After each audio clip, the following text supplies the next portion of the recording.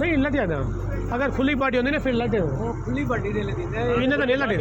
तो ठेका तो होवे साला मजी में कुछ नहीं करते वो पीछे छिकी ने छगी ने साला रस्सी के बीच में कुछ आगे नहीं मिलेगी कुछ तो बंदा बैठ नहीं सकते हो और अगर काबू थी वाला बैठ रहे थे नॉर्मल बहुत बनी रेट होता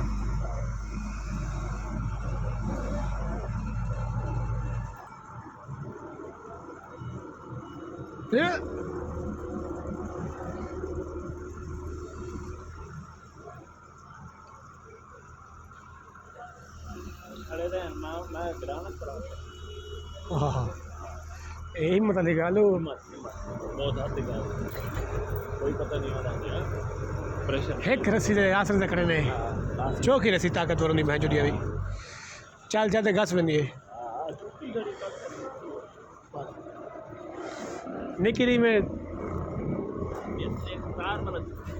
मोटी है